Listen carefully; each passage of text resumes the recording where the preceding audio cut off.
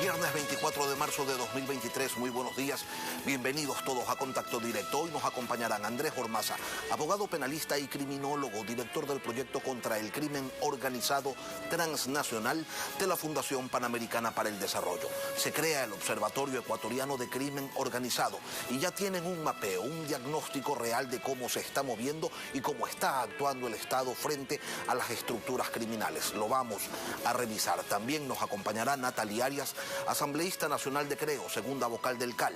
Ayer la oposición terminó de presentar la solicitud de juicio político. Desde el gobierno creen que el pedido ya está fuera de plazo. En cambio, desde otras organizaciones políticas hablan de pactos. Aquí empezamos. La actualidad, los protagonistas, el análisis y la información en Contacto Directo.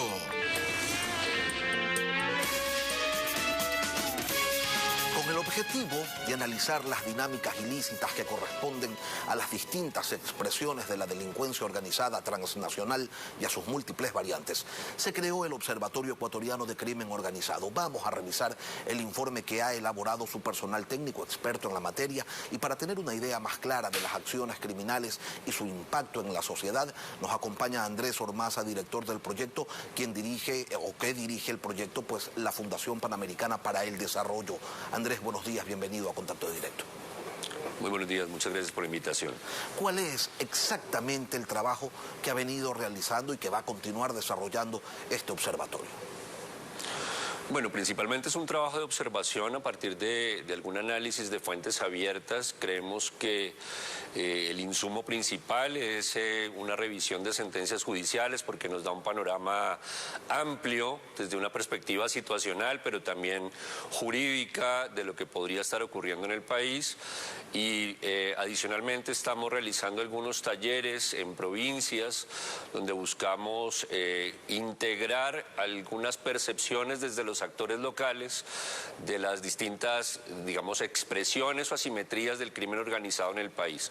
Claramente no es lo mismo la mutación del crimen organizado en una zona fronteriza que en una zona de costa, que al interior del país, y queremos tener ese mapeo, ese panorama general a través de este análisis. Vamos entonces a revisar algunos de los datos más relevantes de la información y del análisis que ustedes han elaborado, y empecemos, Andrés, con las causas judiciales relacionadas con la delincuencia organizada. Allí ustedes identifican algunos problemas. Uno de ellos, que las sentencias se dirigen hacia personas y no hacia las estructuras. ¿Cuál es la consecuencia de ello? Que terminan siendo reemplazados los detenidos dentro de las estructuras criminales y la actividad ilícita continúa como si nada. Es una muestra bien interesante por varias razones, y enfatizo en la metodología que se trata de una muestra, es decir, sería necesario ampliar el muestreo o el objeto de revisión de sentencias para tener de pronto un panorama mucho más completo, pero por lo menos esta primera aproximación lo que nos indica para estudio de sentencias por el delito de delincuencia organizada, que en muchas ocasiones al final de la cadena judicial lo que tenemos es condenas contra una sola persona, lo cual de alguna forma resulta un contrasentido si estamos hablando justamente de un tipo penal que se crea para desarticular judicialmente, penalmente, estructuras complejas.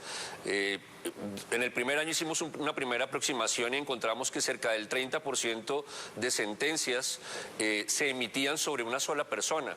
Aquí algo debe estar pasando y ameritaría una revisión desde la estructura de la ley hasta el proceso de investigación y la posterior judicialización.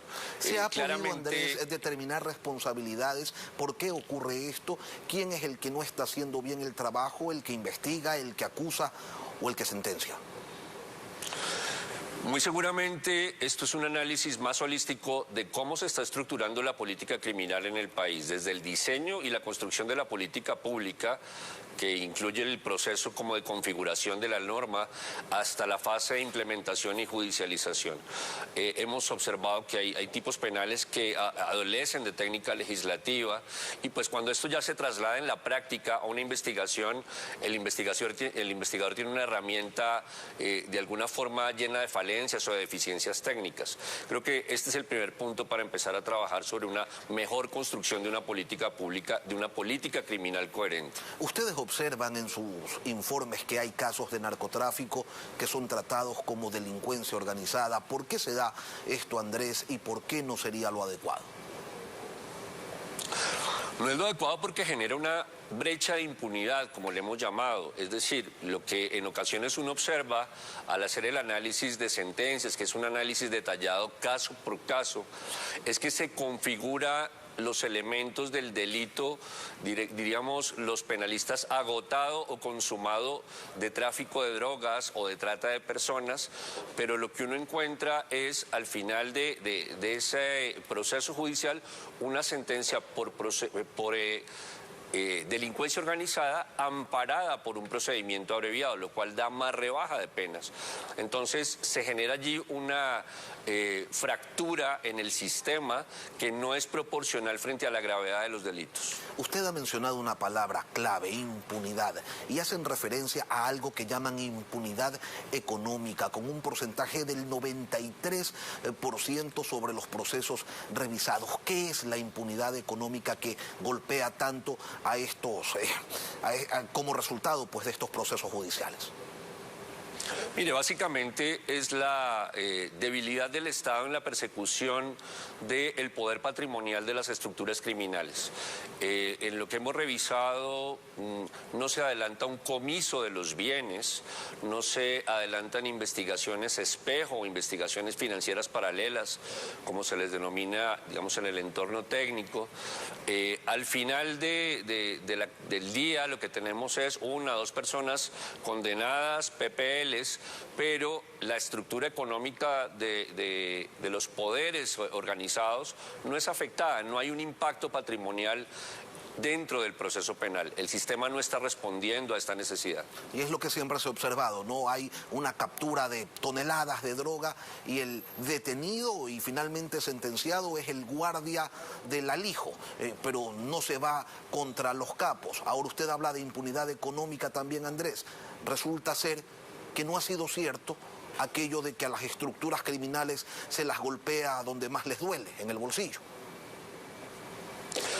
Es un panorama global. Hace unos años se hizo un estudio por parte de las Naciones Unidas y se identificó que solo se afecta cerca del 1% de los patrimonios ilícitos, lo cual es una cifra exigua, prácticamente nula. En el país al menos ya se cuenta con la ley de extinción de dominio y se esperaría que pudiera ser activada prontamente y ya empezar a generar algunos resultados frente a estas economías ilícitas. 3 sentencias al año en promedio por lavado de activos en el Ecuador. ¿Qué demuestra, Andrés? Que la UAFE, que el SRI, que las superintendencias están pintadas, al menos en lo que se refiere al combate a estos delitos. Mire, el análisis puede ser sistémico. De hecho, el país obtuvo una buena calificación, una calificación razonable en una reciente evaluación de un organismo internacional, el Gafilat. Sin embargo, desde una perspectiva sistémica, uno a veces encuentra algún desconocimiento de los operadores jurídicos. Se conoce la norma, pero no se conoce el sistema, y eso es una grave falla porque no estamos conociendo los fenómenos que estamos atacando. En ocasiones, operadores jurídicos exigen que exista un informe de la UAFE en las investigaciones y eso plantea un desconocimiento del sistema porque no todas las actividades de la economía son reportantes ante la UAFE. Entonces hay que empezar por allí, hay que empezar por mejorar las valoraciones probatorias, generar unos criterios únicos o unificados de interpretación en los operadores jurídicos. Claro, obtenemos buenas calificaciones ante la Gafilat porque contamos aparentemente con el sistema jurídico o con un sistema jurídico adecuado. El problema es que no se lo aplica. Ahora, decían ustedes también ayer que la policía se enfoca en la flagrancia y no en la identificación de estructuras criminales. ¿Por qué pasa esto? ¿Es más complejo y se termina privilegiando el facilismo? ¿Se requiere de más recursos y no se cuenta con ello? ¿Cuál es la razón? La experiencia en muchos países indica que no es una sola circunstancia, hay falta de confianza, por ejemplo, para adelantar una entrega vigilada, se teme que pueda haber fuga de información, en ocasiones es desconocimiento frente a la visión de estructuras o de una operación ilícita y nos concentramos en los eslabones débiles de la cadena, diríamos en el dealer o expendedor de esquina, que de todas formas igual debe ser judicializado, pero si hubiera un enfoque mucho más amplio de la investigación, estaríamos hablando de desarticulación de estructuras y no simplemente de capturas individuales. Creo que esa es una de las grandes fallas del sistema. ¿Y cómo es esto, Andrés, de que policías en servicio activo están involucrados en el cometimiento de 1 de cada 10 delitos? ¿En qué consiste esa participación? Bueno, lo que arrojó el muestreo, y en esto sí debemos ser totalmente cuidadosos de no incurrir en una generalización institucional, lo que genera el muestreo es que en uno de cada 10 de los casos analizados, del universo de sentencias analizados, hubo una participación de un miembro activo de la institución. Desde otra perspectiva, lo que habría que revisar es cómo están funcionando los canales internos desde la perspectiva de transparencia, de vigilancia interna, de control, de verificación incluso de patrimonios, pero es lo que arroja el panorama del observatorio, es una foto del momento. Ahora, esta toma de muestras se dio entre el 2015 y el 2020, habría que hacer una validación de una versión 2.0 de estudio de sentencias para ver cómo evoluciona o se controlan esta clase de situaciones. ¿Estamos hablando solo de policías, Andrés, o también de integrantes de Fuerzas Armadas? En los estudios que vimos principalmente eran policías, pero si uno ampliara la muestra, de pronto emergen otros actores institucionales, eventualmente incluso del sector justicia. Entre las recomendaciones, ustedes señalan que se debe incluir en los objetivos estratégicos de las investigaciones contra el crimen organizado lo que ha señalado esta mañana, el desmantelamiento de la estructura. Pero ese desmantelamiento de las estructuras debería incluir, según las recomendaciones, la judicialización de los funcionarios públicos corruptos, de empresarios y profesionales ocultos, de políticos e integrantes de las redes delictivas que participan en los diferentes momentos de las dinámicas ilícitas. La pregunta aquí, Andrés, es ¿por qué no se lo hace? ¿Qué es lo que lo impide? Yo creo que justamente lo que comentaba antes, hay una tendencia a la inmediatez y esto judicialmente se observa en más casos de flagrancia y menos, diría, metodología de investigación orientada a la desarticulación de grandes estructuras. En algunos países se ha utilizado la figura del análisis de contextos como una metodología que está orientada a identificar todos los grandes eslabones de las cadenas criminales, incluidos líderes de segundo nivel y grandes cabecillas, pero adicionalmente todos esos digamos, colaboradores externos donde pueden estar empresarios, funcionarios públicos, ciertos sectores de la economía. Esto debería generarse a través de grandes investigaciones o una gran investigación y no de investigaciones aisladas o atomizadas. Ese creo que es uno de los cambios en los que podría avanzarse. Uno de los productos que ustedes han desarrollado, que han elaborado, habla del riesgo del financiamiento del crimen organizado a la política. ¿Esto se mantiene como amenaza o han podido observar, se han encontrado con pruebas que demuestren que esto ya está ocurriendo? Al menos desde la muestra de sentencias judiciales todavía no lo hemos podido configurar como una evidencia científica, no lo hemos podido validar, pero no es una hipótesis alejada de la realidad. En muchos países de la región donde hay un nivel importante de cooptación del crimen organizado, pues el ciclo en muchas ocasiones inicia con la financiación de campañas políticas, sobre todo de actores locales o de políticos locales, y luego se da un poco una operación de retorno a través de licitaciones, de contrataciones, en fin, incluso de una mayor permisividad de la operación ilícita. No lo hemos verificado aún, pero pues valdría la pena, y una de las formas de contraste sería, por ejemplo, un estudio de sentencias relacionados con minería ilegal. Ahora, ustedes hablan de permisividad por parte de autoridades electas y de funcionarios responsables precisamente del combate a estas acciones criminales. ¿Qué nos dicen las sentencias? ¿Está ocurriendo o...? Y esto que quede claro, Andrés, el hecho de que no consten sentencias no significa que necesariamente que no esté pasando. Sí, nosotros tenemos un poco la responsabilidad, diría, científica de sustentarnos en la fuente que consultamos. Sin embargo, claramente es una señal de alerta y es una tipología propia de la criminalidad organizada. Cuando hay cierto nivel de aprehensión del Estado por parte de estas estructuras, claramente es porque hay corrupción. Desde la perspectiva del sector justicia, lo que observamos es la necesidad de uniformar ciertos criterios, porque cada despacho judicial a veces tiene su interpretación de normas que en ocasiones son sumamente complejas en su estructura, como el delito de tráfico de drogas, como el delito de tráfico de armas, como el lavado de activos. Y si no se empiezan a generar unas líneas aproximadas de interpretación, pues cada uno puede interpretar de cierta forma a su antojo o a su arbitrio, y esto genera bastante inseguridad jurídica, que es uno de los pilares de la política criminal, donde vemos que hay que trabajar también con más ahínco. De ahí también entra sin duda el tráfico ilícito de personas. Ahora, Andrés, ¿cuál es el siguiente paso? De aquí, ¿qué va a ser el observatorio? Bueno, parecería demasiado obvio, pero seguir observando, es decir, consultando fuentes, haciendo análisis estadístico, tratando de identificar los nodos críticos que puede haber tanto dentro de los procesos judiciales como dentro de las investigaciones, y también tratando de comprender el fenómeno criminal. Creo que algo que nos está ocurriendo es que la política criminal que se está produciendo en los países se da de espaldas a la realidad, y lo que pretendemos a través del observatorio es mostrar la realidad y sobre esa base servir de insumo para una construcción, diría, correcta de la política pública. Andrés Hormaza, director del proyecto contra el crimen organizado transnacional que dirige la Fundación Panamericana para el Desarrollo. Gracias, Andrés, por acompañarnos esta mañana aquí en Contacto Directo. Muchas gracias. Y al volver, Natalia Arias, asambleísta de Creo, vocal del Consejo de Administración Legislativa. Arias cree que el pedido de juicio político está fuera de los tiempos y que debería ser archivado. Ya regresamos.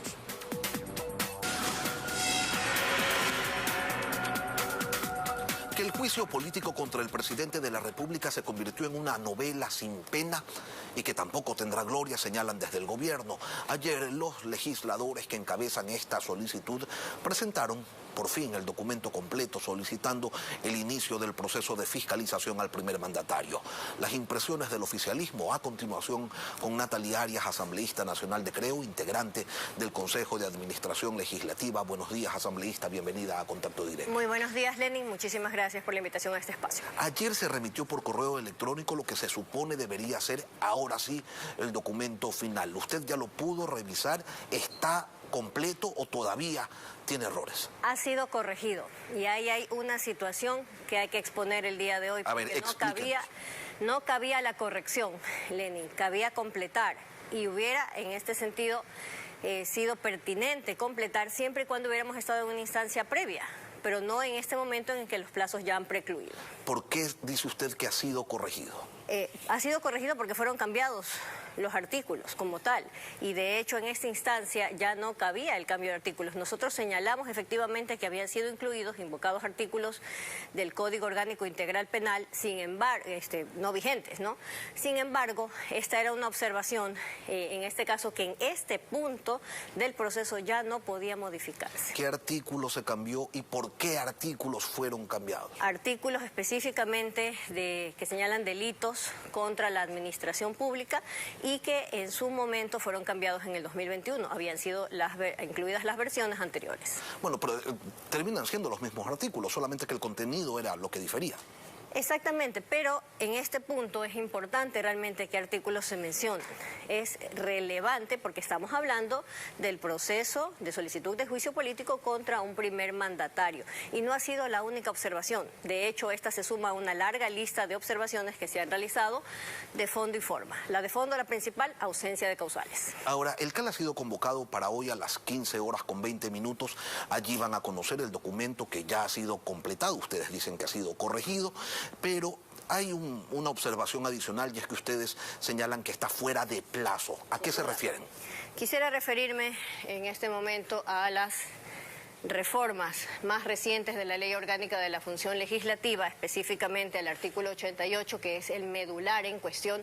Y aquí se puede apreciar que el artículo 45, que proponía esta reforma, habla justamente de este punto, de agregar plazo a este artículo. Cuando estamos hablando de un proceso de fiscalización, de control político, podríamos decir, es indispensable que se apegue al debido proceso. Y permítame citar, asambleísta, lo que señala exactamente el artículo 88 de la Ley Orgánica de la Función Legislativa vigente, que señala lo siguiente: la presidenta o presidente de la Asamblea Nacional, en un plazo máximo de 3 días, pondrá en conocimiento del Consejo de Administración Legislativa la solicitud de enjuiciamiento político a la presidenta o presidente o vicepresidente de la República. Y más adelante dice lo siguiente: si el Consejo de Administración Legislativa establece que la solicitud de enjuiciamiento político no reúne todos los requisitos de ley, dispondrá a los solicitantes que la completen dentro del plazo de 3 días. Yo le quiero preguntar lo siguiente: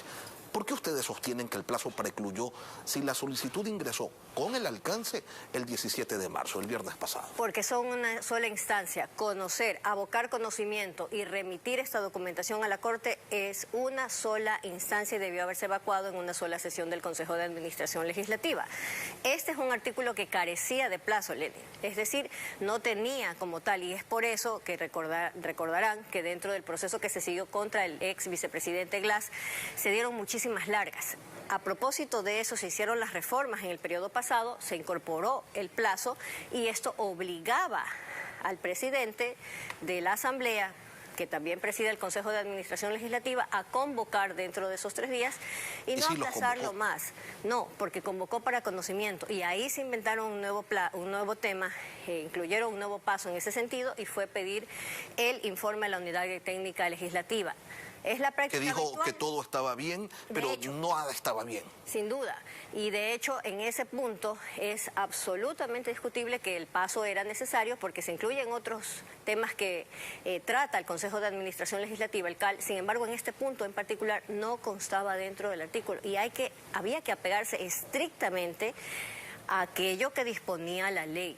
Ahora, ¿qué va a hacer usted hoy a las 3:20 de la tarde cuando convoque el CAL y cuando haya que votar sobre este tema? ¿Se va a oponer? ¿Se va a abstener? No, voy a votar en contra y voy a ser absolutamente clara con los puntos que ya hemos señalado en este momento. Porque ¿qué es lo que cabe, Natalie? No es ¿El archivo del juicio? Ellos van a remitir el artículo, van a remitir el expediente completo, igual sin mi voto.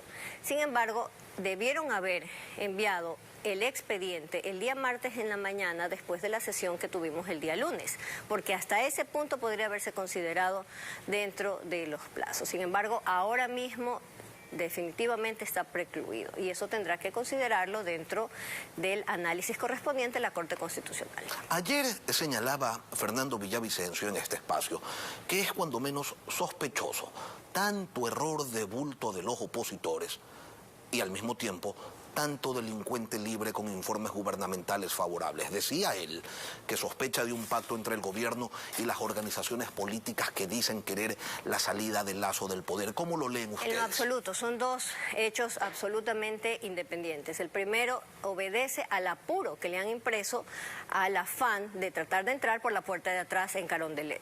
Y eso tiene que quedar absolutamente claro. No tienen las causales, insistieron en una fábula, adaptaron los hechos a las conclusiones que ya tenían previstas, tratando de fundamentar un juicio contra el primer mandatario y ahora mismo pues están cosechando aquello que ha sido la tónica de este proceso. Errores, mentiras y también por supuesto todo tipo de observaciones y correcciones en ese sentido. Y por otro lado, a quien hay que pedir, estimado Lenin, las respuestas sobre estos hechos es a la justicia ecuatoriana. De hecho, son muchos más los que han salido sin ninguna justificación y todavía con cuentas pendientes, no solo en años que tendrían que estar privados de su libertad, sino también con los valores que tendrían que devolver por efectos de estos delitos contra la administración pública. La justicia sí, pero también al SNAI. El SNAI lo maneja el gobierno. El SNAI se ha dedicado a entregar pues decenas de certificados de buena conducta que son utilizados luego en los procesos ante los jueces, ante quienes se requiere la libertad de estos corruptos sentenciados por la justicia. Permítame insistir en ese sentido, porque las sentencias están compuestas por los dos aspectos. La privación de la libertad, en la que podría tener incidencia estos certificados que usted ha referido, y otra parte que tiene que ver con el cobro efectivo de esos valores que adeudaban por conceptos de corrupción. Por lo tanto, en este caso, e insisto en que estaba en manos de la justicia ecuatoriana verificar si se había cumplido o no con parte, aunque sea de manera parcial, aquel pago de la pena. ¿Por qué cree usted, Natalie, que hay sectores que evidentemente se están bajando de la camioneta? En el Partido Social Cristiano, unos contemplan la posibilidad de que la Corte inadmita la solicitud de juicio político, la Corte Constitucional. Otros, en cambio, señalan públicamente que quizás no tengan, en caso de ser calificado el juicio por la Corte Constitucional, dicen quizás no tengamos los 92 votos. Pero si hasta hace unos días nomás se mostraban confiados de lo uno y de lo otro, ¿qué es lo que está pasando?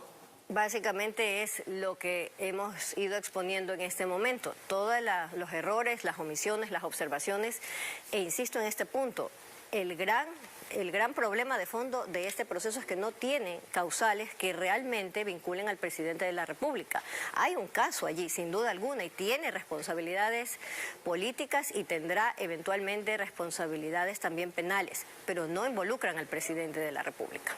¿Confían ustedes entonces en que la Corte Constitucional terminará inadmitiendo esta solicitud? Actuando con la independencia que le corresponde, sí. Natalie Arias, asambleísta nacional de Creo, vocal del Consejo de Administración Legislativa. Gracias por acompañarnos hoy aquí. Muchísimas gracias por este espacio. Vamos con información sobre una eventual muerte cruzada, es decir, disolver la Asamblea y que se convoque a nuevas elecciones. Algunos legisladores plantean no acatarla si llegara a decretarla el presidente de la República, pues consideran que no habría causales para ella. Veamos las posiciones. La posibilidad de una muerte cruzada se analiza en la Asamblea en el marco del pedido de juicio político al presidente de la República. En el ala de Izquierda Democrática que apoya el proceso anticipan su posición en el caso de que el jefe de Estado emita ese decreto. Con algunos legisladores no se reconocerá la muerte cruzada. Aquí el presidente lanzaría la muerte cruzada como una arremetida al juicio político que se lo sigue en su contra. El artículo 148 de la Constitución señala que el presidente de la República podrá disolver la Asamblea si a su juicio ésta se hubiere arrogado funciones que no le competan constitucionalmente, previo dictamen favorable de la Corte Constitucional, o si de forma reiterada e injustificada obstruye la ejecución del Plan Nacional de Desarrollo por grave crisis política y conmoción interna. Es decir, el no acatarla iría contra la Carta Magna. No se trata de no acatar la ley, lo que pasa es que él no la puede aplicar, porque todo eso que está amenazando lo había hecho hace tiempo. ¿Por qué no lo hizo? Porque no tiene causales para disolver la Asamblea. Pachacuti es más cauto. Ellos dicen que analizarán su postura de acatar o no una muerte cruzada el momento en que eso suceda, pero rechazan que llegue a darse en medio de un juicio político. Sería un fraude a la Constitución de la República porque la muerte cruzada no está para cuando me sigue en juicio político. La muerte cruzada está para otros fines. En el otro lado está UNES. En el bloque de mayoría confirman que si se da la muerte cruzada, sus cargos están a disposición. La Constitución permite en ese caso que el presidente de la República gobierne mediante decreto, sin asamblea, mientras se realizan las nuevas elecciones. No hay antecedente en el país de este tipo de procesos. Y ya viene más información en Televistazo en la comunidad. Un buen día para todos.